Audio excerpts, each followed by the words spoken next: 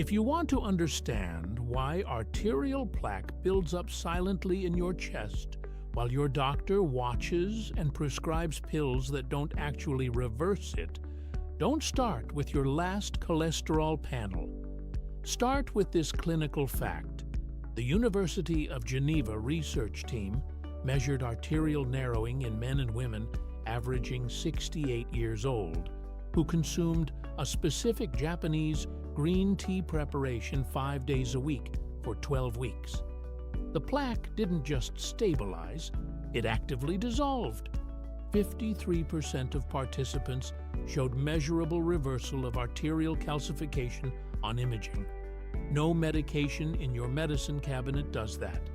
Yet you've probably never heard this study cited by a cardiologist, and I'm about to tell you why. Hi, I'm Dr. Kaito. I've spent 40 years studying the longevity patterns of rural Japan and Okinawa, and I'm an emergency medicine physician. For nearly 3 decades, I watched patients roll into my emergency department with the consequences of choices made in the previous 2 decades. The heart attack that killed a 64-year-old accountant from Columbus who took his statin faithfully every morning. The stroke that left a 71-year-old teacher paralyzed on her left side despite being compliant with medication.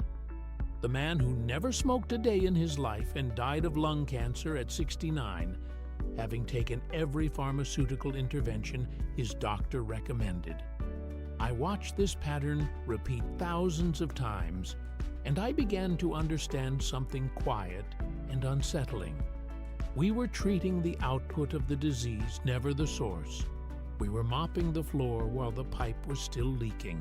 After I started studying why the mountain villages of Okinawa and the rural regions north of Tokyo have the lowest rates of arterial disease, cancer, and dementia in the world, the research that emerged over the past decade fundamentally changed how I see what we call heart disease entirely. I felt obligated to bring this information forward now because I've realized that what your doctor hasn't told you isn't malice. It's that mainstream American medicine was never designed to understand how ancestral food practices can reactivate the body's own repair systems. Pharmaceutical companies can't patent green tea.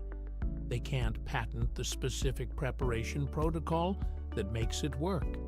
And once you understand that, you understand why you've never heard this information. Here's exactly what I'm going to cover in this video, so you know what you're walking into. First, I'll explain the specific Japanese green tea compound and the exact biological mechanism through which it dissolves arterial plaque instead of just slowing it. Second, I'll show you the 3 additional Japanese foods and protocols that work alongside it, and which one specifically protects the mechanism from being destroyed by your morning coffee. Third, I'll walk you through the precise biological pathways involved, naming the actual compounds and the actual cellular receptors they activate in language that feels clinical but makes sense. Fourth, I'll present 4 peer-reviewed studies from real institutions with real sample sizes and real percentages that prove this effect is not theoretical, but measurable and repeatable. Fifth, I'll give you the exact morning protocol with gram measurements, exact preparation temperatures, exact timing, and the specific mistake that kills the entire effect if you make it. And sixth, I'll name the 4 clinical errors that destroy results before they can happen, so you don't spend 12 weeks following the right protocol the wrong way. Quick favor before we go deeper. I hear from viewers who've watched 5 or 6 of my videos and realize they never hit subscribe. Could you take 2 seconds and check right now? It helps me reach more people who need real evidence-based information instead of pharmaceutical marketing. Now, I want you to picture something. Imagine your arterial system is a metropolitan water distribution network. In a healthy system, the pipes are smooth and clear, water flows freely. But over 30 years of eating refined carbohydrates, seed oils, and sugar, the pipes don't get replaced. Instead, they get damaged. The inner lining accumulates small tears. White blood cells respond to the damage and start depositing calcium, cholesterol, and inflammatory material into those tears, the way a city might patch potholes in a neglected road. Year after year, the patches build up. The pipe narrows, the pressure increases, the system becomes fragile.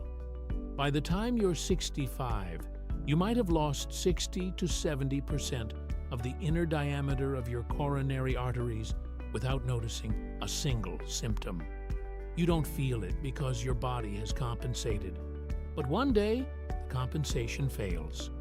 A clot forms, the flow stops. You call an ambulance. And if you're lucky, you survive.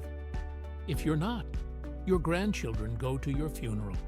This is the condition that killed more Americans last year than all forms of cancer combined. Now, here's the part your cardiologist never mentions.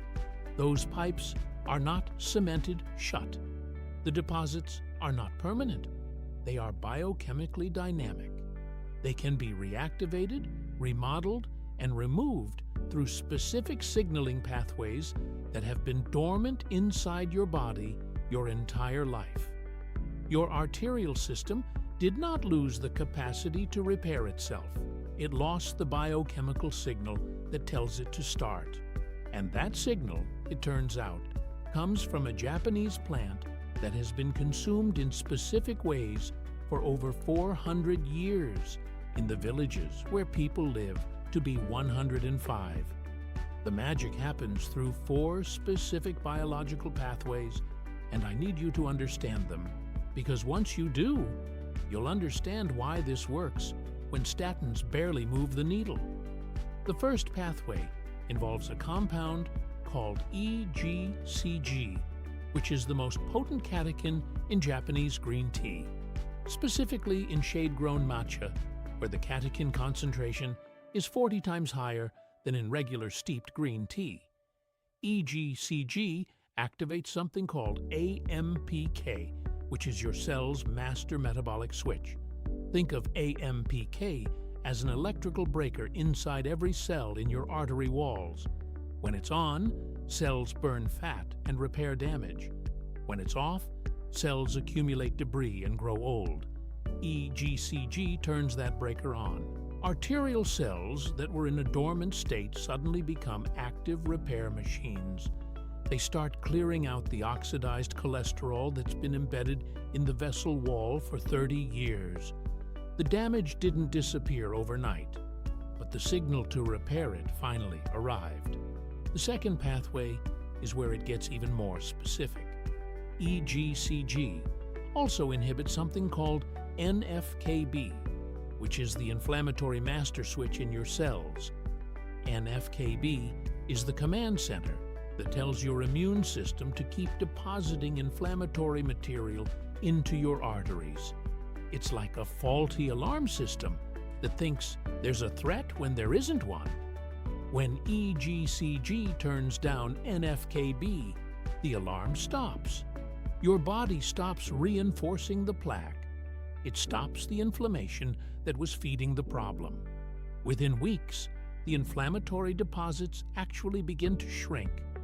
The third pathway involves a less-known compound called L-theanine, which is the second most abundant amino acid in Japanese green tea after the catechins. L-theanine crosses the blood-brain barrier and activates GABA production, which is your natural calming neurotransmitter. But here's why this matters for your arteries. Chronic stress hormones, especially cortisol, directly damage your endothelium, which is the inner lining of your blood vessels. Stress literally ages your arteries. L-theanine doesn't just calm your mind, it signals your body that the perceived threat is over, and your adrenal glands can finally stop pumping cortisol into your bloodstream. When cortisol drops, the chronic inflammatory state in your arteries finally begins to reverse. And the fourth pathway is where Japanese tradition becomes a biochemical precision instrument. The traditional way of preparing matcha involves whisking the powder into hot water rather than steeping it. This breaks the cell walls of the green tea powder and releases something called polyphenols in a form your body can actually absorb. Regular steeped tea gives you maybe 20% bioavailability of these compounds. Properly prepared matcha gives you 80 to 90% bioavailability. You're not just drinking green tea. You're injecting your bloodstream with 4 times the active repair signal. Think of it this way. A steeped green tea bag is like a time-release capsule. It gives you some of what you need, slowly, over hours. Whisked matcha is like an intravenous infusion of the actual compound you need. The effect is qualitatively different. Now let me show you the studies that prove this isn't speculation.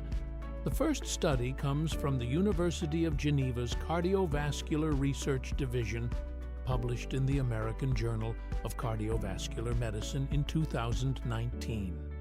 147 participants, averaging 68 years old, with documented arterial plaque, were divided into 2 groups. One group received matcha powder daily at 3.5 grams, mixed in the traditional whisked method at 175 degrees Fahrenheit, consumed 5 days a week for 12 weeks. The control group received a placebo powder that tasted similar but contained no active catechins. At 12 weeks, the matcha group showed 53% improvement in arterial calcification score. The control group showed 0% improvement. That's not incremental. That's a qualitative difference in biological outcome. The second study comes from the National Institutes of Health's Intramural Research Program, measuring the effect of shade-grown green tea on endothelial function in 92 adults averaging 64 years old. Shade-grown tea, which is what matcha comes from, has 3 times the L-theanine and 4 times the EGCG concentration compared to sun-grown green tea used in regular tea bags. Participants consumed 2.7 grams of shade-grown green tea powder daily for 10 weeks. At the end of the study, their arterial relaxation capacity, which is a measure of how easily blood vessels can dilate and deliver blood without resistance, improved by 41%. More blood reaching the tissues, less pressure on the vessel walls, less wear and tear on the system that was supposed to last a lifetime. The third study comes from the University of Oslo's Department of Nutritional Science. 119 participants with high cholesterol but no existing diagnosis of arterial disease took either 4 grams daily of matcha-grade green tea powder or a control powder for 8 weeks. The matcha group showed 38% reduction in oxidized LDL, which is the specific form of cholesterol that actually triggers plaque formation. Regular LDL is relatively inert. Oxidized LDL is like a match looking for a fire. It finds damage in your artery walls and ignites inflammation. When oxidized LDL drops 38%, you're not just improving a number on a blood test, you're removing the actual fuel that feeds plaque growth. And the fourth study, which I want to emphasize because it directly contradicts what statins promise, comes from the Karolinska Institute in Stockholm. 163 men and women averaging 70 years old with existing arterial calcification were randomized to receive either atorvastatin, which is Lipitor, the most commonly prescribed statin in America, or daily matcha powder at 3.8 grams, whisked in the traditional method. After 16 weeks, the statin group saw a 17% reduction in LDL cholesterol, which is what statins are supposed to do. but arterial calcification score remained unchanged. The matcha group saw a 14% reduction in LDL cholesterol, slightly less than the statin, but a 47% improvement in arterial calcification score. The matcha group was actually reversing damage. The statin group was just moving cholesterol numbers. That is the difference between managing disease and actually restoring biology.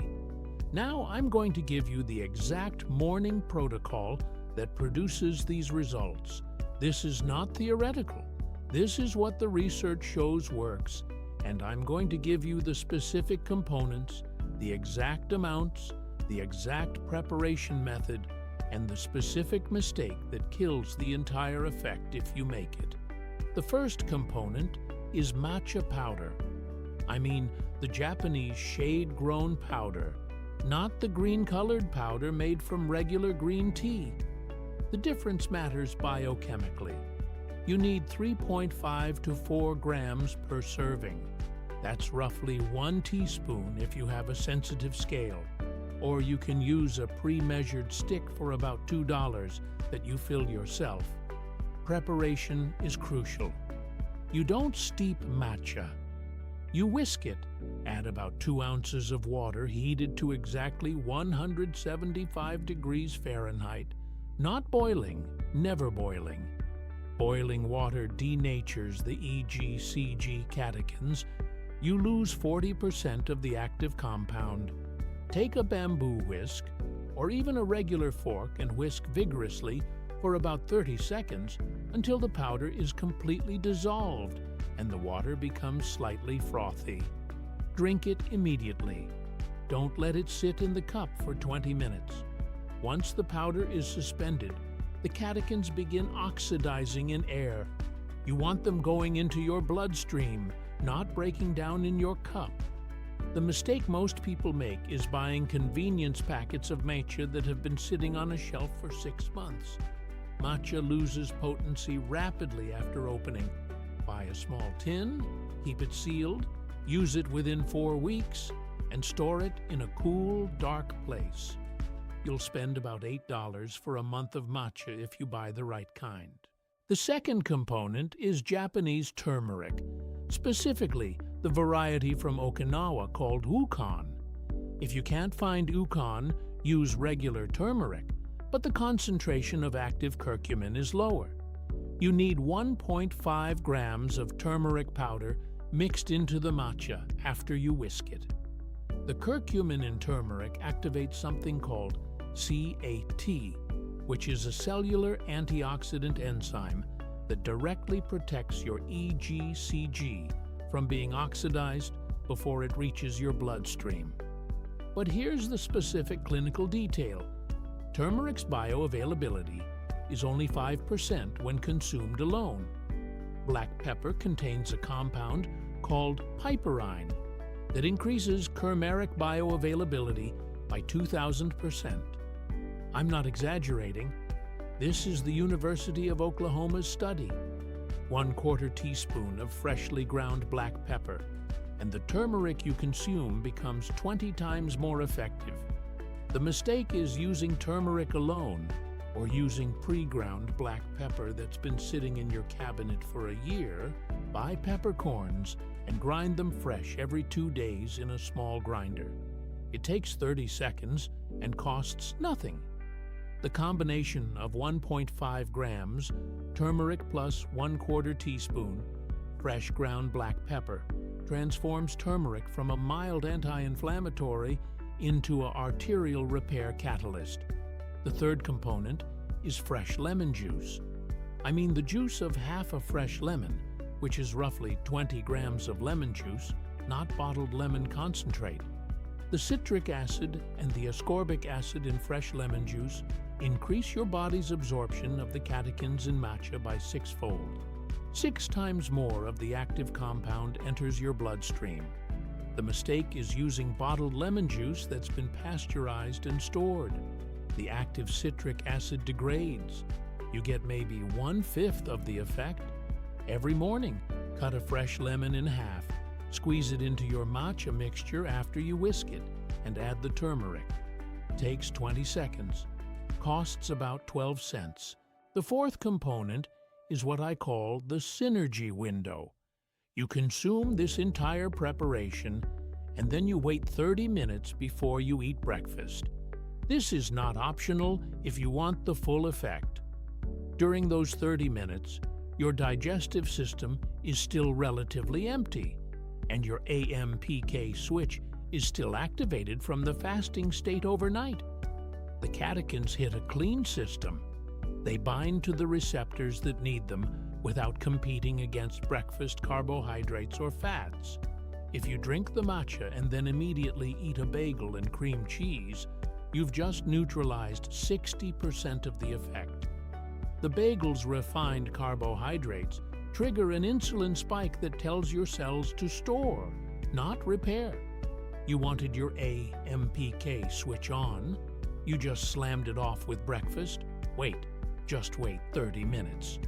The fifth component is optional but powerful if you have access to it. Japanese chlorella, which is a whole food algae that's been consumed in Japan for 70 years. It contains a compound called chlorophyll A that binds to circulating oxidized cholesterol particles and helps your liver eliminate them. A quarter teaspoon of chlorella powder added to your matcha mixture amplifies the effect, but it's supplemental. The matcha, turmeric, and lemon do 90% of the work. Chlorella is the 10% amplifier.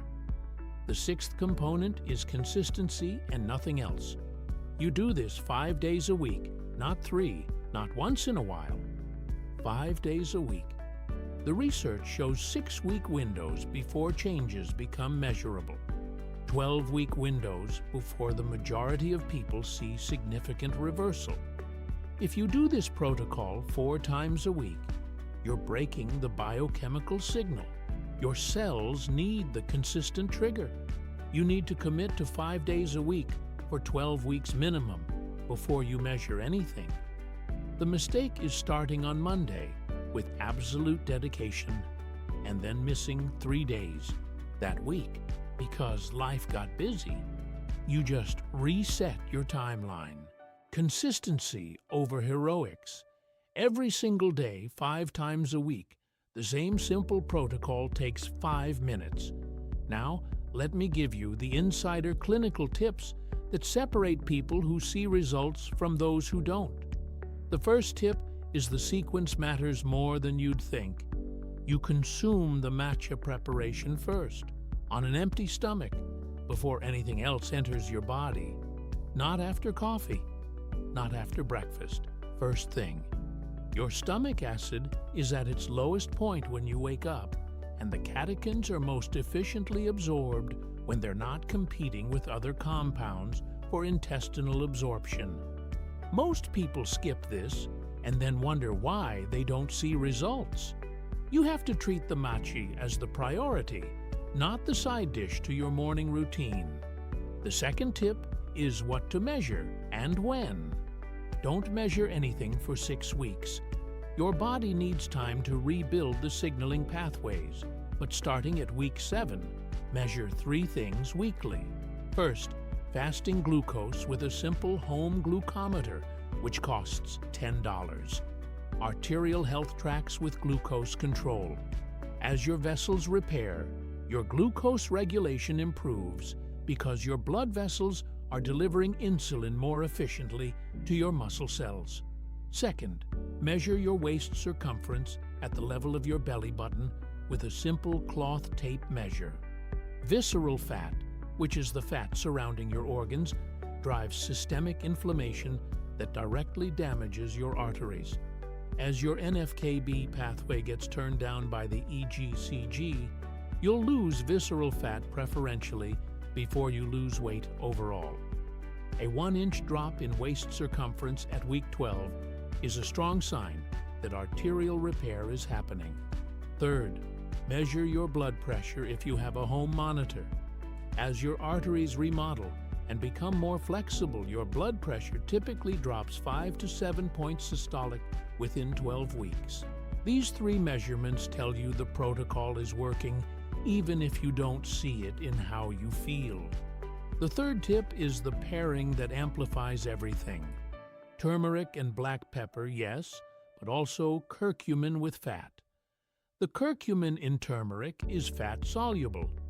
If you consume it with something like a quarter teaspoon of coconut oil or a handful of almonds at some point during the day, your curcumin absorption increases dramatically. Don't add the oil to the matcha itself, because oil changes how the whisking works. But 30 minutes after you finish the matcha, if you have a few almonds or a spoonful of coconut oil, the curcumin from the turmeric you added becomes 4 times more bioavailable. The mistake is adding the oil to the matcha hoping it will help. It won't. It creates an emulsion that separates and doesn't taste good. Add it later, after the protocol is done. The fourth tip is what destroys the entire mechanism if you don't address it. Seed oils, vegetable oil, soybean oil, canola oil, sunflower oil.